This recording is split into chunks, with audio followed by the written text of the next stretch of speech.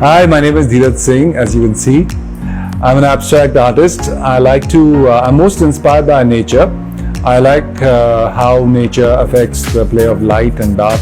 If you're an aspiring artist who would like to become an abstract artist like me, you should watch this video because you will learn not how to paint, because that's not what I intend to teach, but how to observe. It's very important for an artist, any kind of artist, to observe nature, observe phenomenon, observe his own experiences, to be able to visualize things better, to be able to visualize what he wants to portray on his canvas.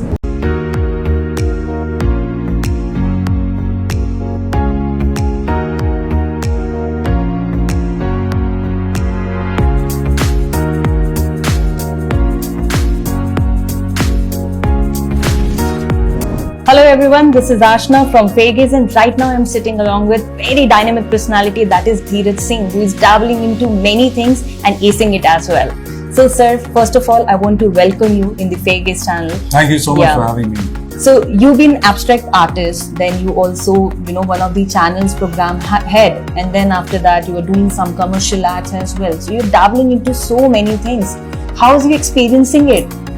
Yeah, I think the key to do it is to sort of let your creativity flow in different directions. Yeah. And you will come to different, like a river flows, it comes to different shores. Okay. So you will reach different shores, but the flow of creativity should just let it be. Do not be sort of constricted by, okay, I will only do this, I will only do that, I will only do this. Just experience as much as possible. So keep trying, keep exploring yourself. Process. Yeah, absolutely. Yeah. Keep exploring all that you're capable of doing. You will find newer things if you let it flow.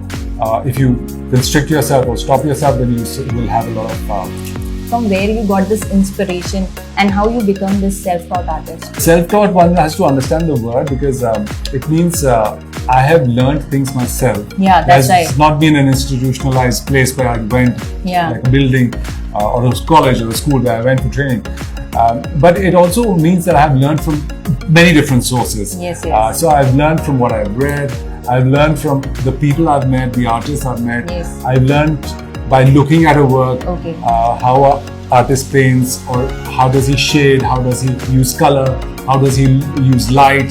So I have learned from many different sources. In fact, there's a very interesting story in our epics, which is of Eklavya. Eklavya, he goes to the master Dronacharya and says, "Teach me." He says, "I can't teach you because you're not a prince. You're not a prince." So he says, "I will learn myself." So he hides in the forest and gets his instruction by learning from a distance. That's right. So he's self-taught completely, and he's sometimes better than the princess. That's right. So that is a very good example. Sometimes you just learn so much. If you have a passion to sort of understand a particular stream, you can learn so much on your own, and that has been my driving force. I started my journey not very early, but quite late, when I was in my 30s, of painting, and it happened by chance, and one thing led to the other, and I discovered that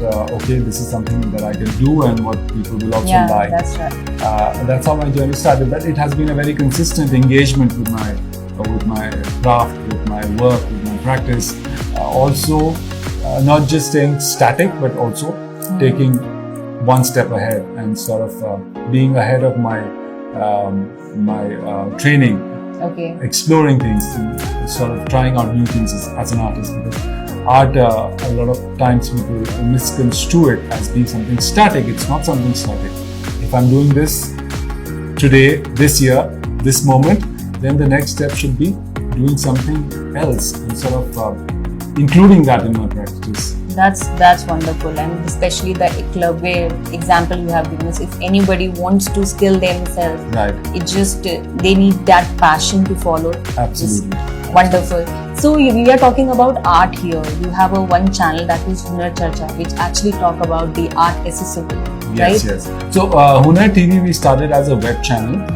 The idea was to make art accessible. Yeah. Because a lot of times art can be very intimidating for people. That's right. Artists can be very intimidating because they talk in a lot of abstract language. That's they right. That's talk in a lot of sometimes philosophical, they have high some layers technical in talking language. words. So Yeah. it becomes very inaccessible to people. So the idea of the channel was to make art accessible. So we ask very basic questions when we interview artists. We ask them very basic questions so as to break it down, their process, their thinking, their idea, into very small, basic, understandable parts for everyone to sort of appreciate. That's really wonderful. So like you told me that ki in 30s, where most of the people, think about their career, their home and all, but at that time you thought about art. Right. Okay. So how this, this kind of a monotony, you just break it? Yeah, I was also very lucky because the person I married, my wife, was also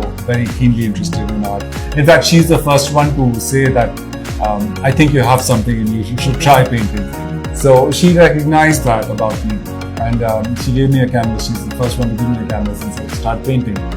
And since then I started painting and there's been no looking back. So it's very important to have a like-minded person, partner who shares your passions and interests. So now you think that abstract art, abstract painting is actually your calling, or something else even later on you can explore? Yeah, so I think as a person, as an artist, I am very oriented toward abstraction. I don't want to see things in black and white. I don't want to see things in yes or no.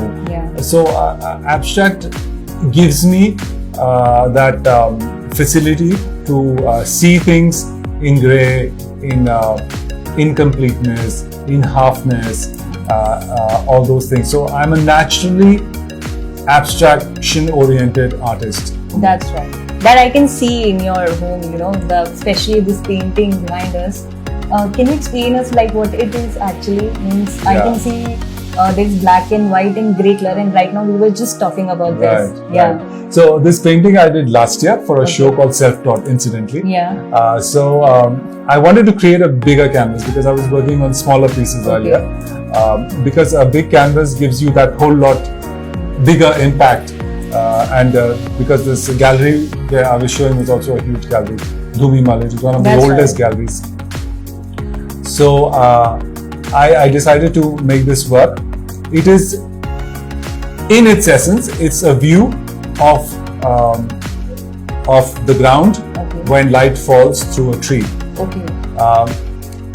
That is what I had in mind when I was making it. But when people see it, they can see multiple versions or multiple meanings in it. They don't have to see what I did.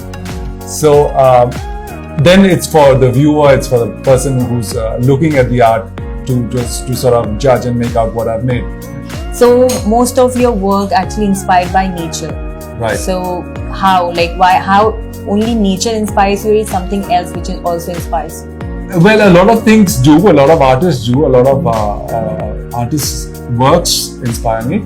But nature largely, because I think nature is the original creator. That's right. Nature is the original artist, and the way nature works is in very slow, gradual processes. And I'm very interested because as an artist also, the process is more important for me. When the work is finished, then it's there for others to enjoy. But for me, the process, the journey of the work is more important and more enjoyable.